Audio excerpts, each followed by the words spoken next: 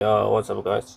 So in this video, I'm going to talk more about this Fourier transform and Fourier transform over finite abelian group. Okay. So recall that we have this orthogonality conditions delta ij. So this ij labeled by the representation. So maybe people will feel like or if you're the first time see it, you will feel like, oh, this is somehow like abstract. But let's say if I working with a finite field that is z mod n z or zn, and I use addition notation, it's 1 to up to n minus 1, so this become a finite field. Finite and not finite field, finite set. So in this, and as we proved in the previous video for ith representation, or maybe I use k, right? So k's representation, it will just corresponding to a very simple one, right? So let's say, so now I can choose, now I can use g. I just use x. Or x belongs to, so some people use this notation. So x, this is computer science notation. Okay, so this is exponential 2 pi I divided by n kx. Okay, so different representation now is different. Now it's related using different k to label. Okay, so g hat will just be exactly the same 0, 1 to up to n minus 1, because this case go from 0, 1 to 2 to n minus 1. Okay, so now this identity can be written as 1 over n. So g from sum over g, now I can write as x, right? X from z to n minus 1. And this is exponential minus 2 pi I k n divided by x. They say I use k1, and another is k2. And this will be just delta k1 and k2. Okay, and this is famous identity. This is just exponential 2 pi I k1 minus k2x divided by n, and 1 over n, which is delta k1, k2. Okay, so you can prove this by, this is the proof. This is the way we derive, and to prove this, if you want to prove this directly, you can use a geometric. You can just write exponential 2 pi I n to be omega n. And then basically you are trying to show the following: omega n of, let's say, some integer, let's say k1 minus k2x. And this is a geometric series, right? Because k1 and k2 are fixed. So you get 1 minus the ratio, which is k1 minus k2, 1 minus ratio k1 minus k2, and the number of terms is n. So if k1 is different from k2, then this is 0, because this is some 0. But if k1 is the same as k2, then this is 0. So it's exponent. So this guy is 1, then total is n. So this proves these results. And this is famous in the so-called discrete Fourier transform.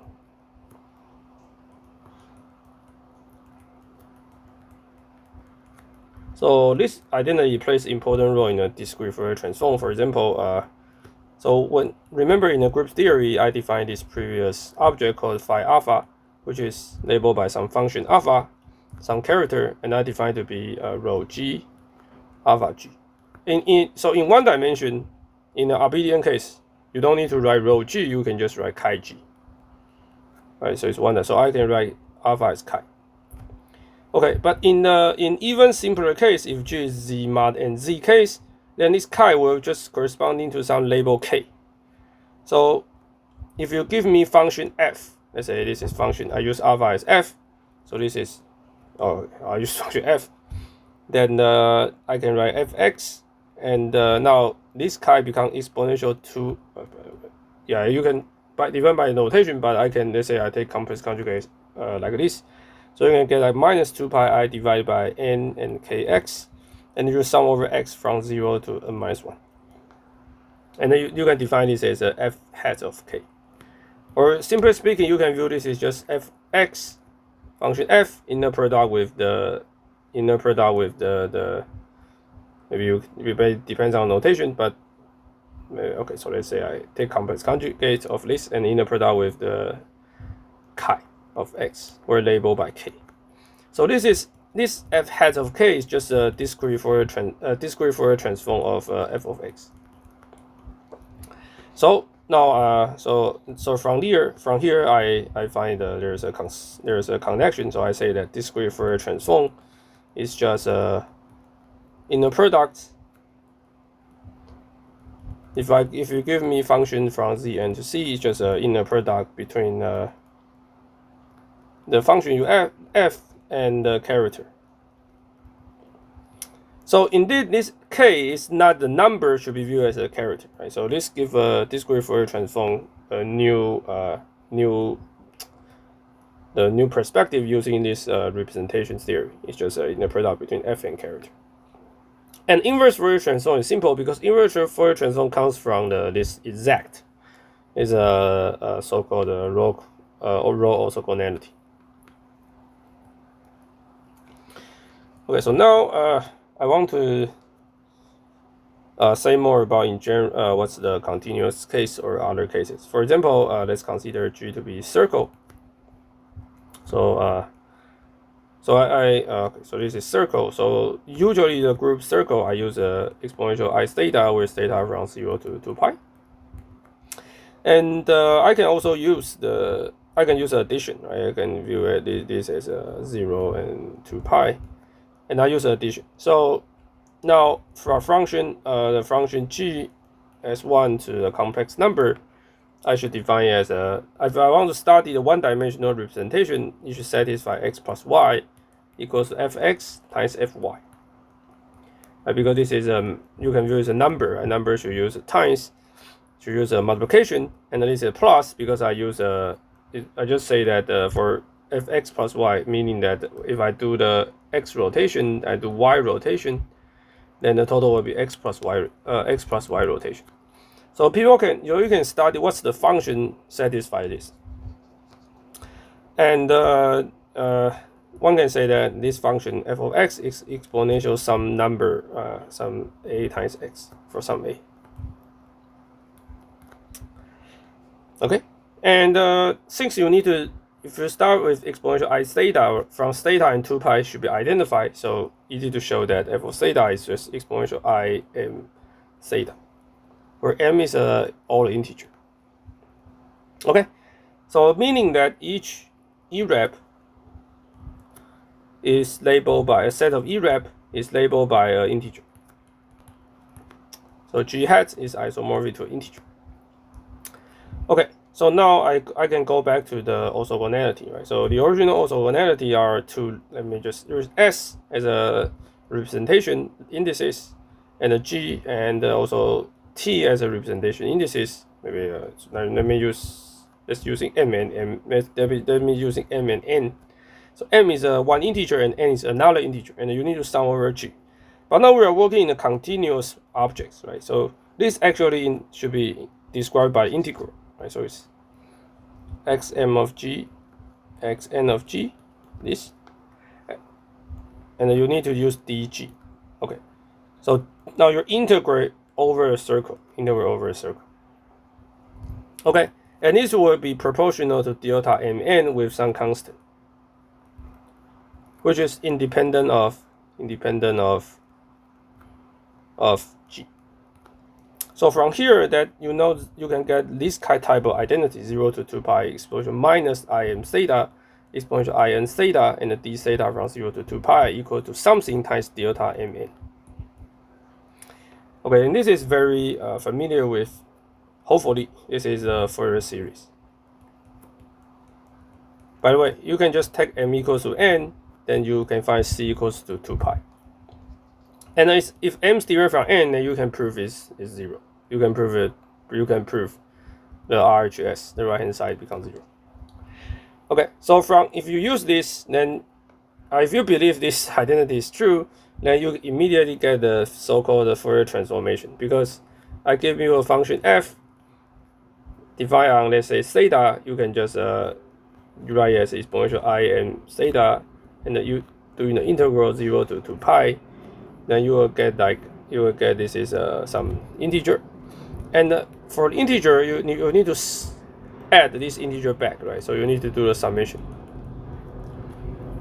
And 1 over 2 pi, then you go back to the original theta. Okay, so this just circle map to z, and the map to circle back.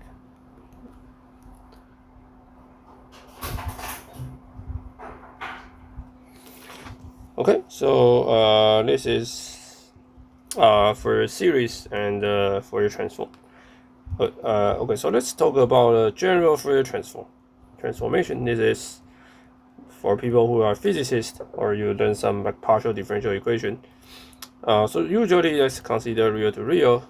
So we want to discuss the irreducible representation of reals, right? So we are consider the function. Okay, so let's consider, let's say, function from real to real and satisfy a group. It's a group representation, so it's gx plus y equals to gx times gy. So g is still exponential, but okay. So but now there's no rotation 0 to 2 pi constraints, right? So you can view this as 2 pi become very large. So indeed, the easy way is to define a g to be exponential, or g omega, g to a t is exponential I omega t for some omega.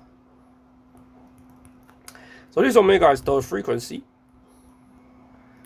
Okay, it's called frequency, and usually this is, I denote the f is a f of t. This is called time domain. This is called frequency domain. And the standard Fourier transformation is defined to be as f hat of omega. So let's recall that in the group theory, in the previous, we are working with fg and chi of g, right? And sum over g. So now sum over g become the integral from 0 to infinity, and f of g just a f of t. And then you need to do some character. I use exponential I omega t dt. Okay. And so you can define a so-called inverse Fourier transform. So this is a Fourier transform. And the inverse Fourier transform is defined to be f hat of omega and the exponential minus I omega t and d omega, and from minus infinity to infinity.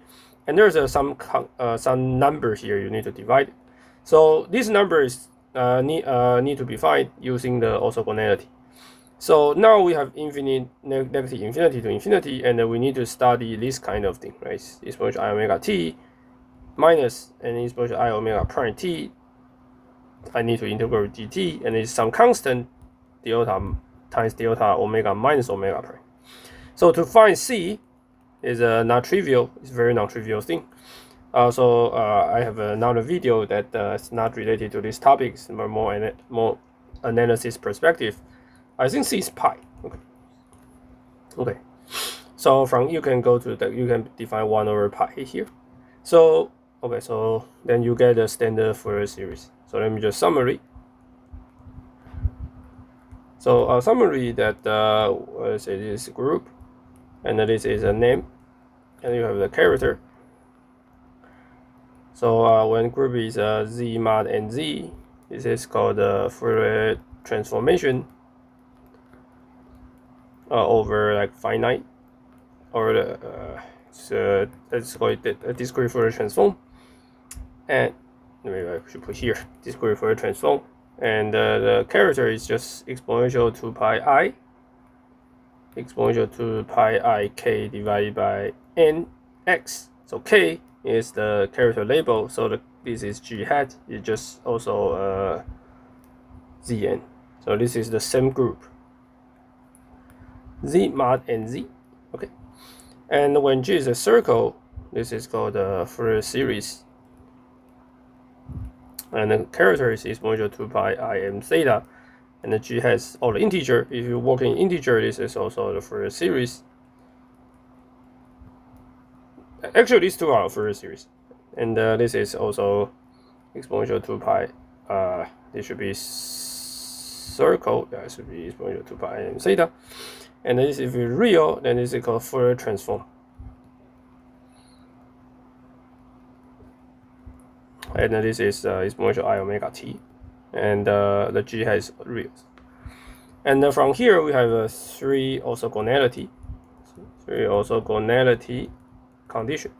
They are come from the same formula, same conceptually. So the general conceptual is the formula is basically you need to sum over the group elements.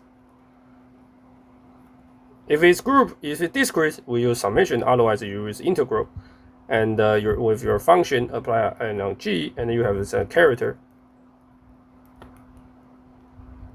It depends on whether your notation has a complex conjugate, but it's the same. If you define complex conjugate as your transformation, then when you do the inverse Fourier transform, you need to do the complex conjugate. So this is F change with F. And the three orthogonality condition, the first one is for, let me just write down.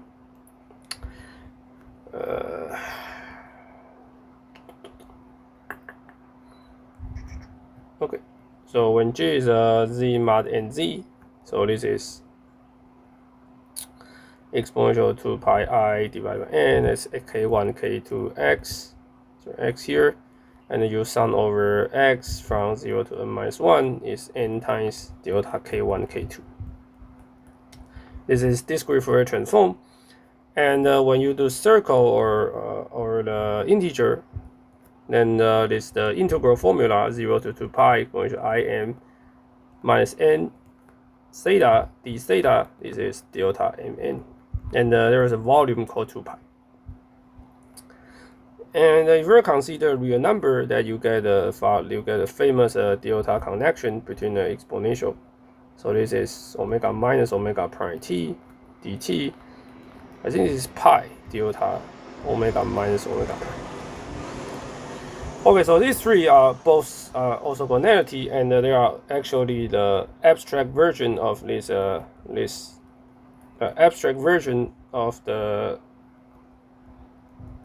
or G. So you can view G, the volume of G is 2 pi here, and G of real is pi. This is equal to delta ij. So this is row orthogonality. So you can view like the row orthogonality has a slightly generalization, and is inspired that the whole Fourier series. Okay, so these are the all Fourier family. Okay, so moreover that if you are crazy enough, so you can also consider G for general abelian group. Okay, you can also consider G like for like or you can restrict it into the so-called finite field. So it's n equals to prime, which is lots of application in combinatorics. Okay, you can also consider G to be non-abelian finite group. This is much more interesting. This is called Fourier sampling, which has applications in quantum computation. Okay, so let's see you guys next video.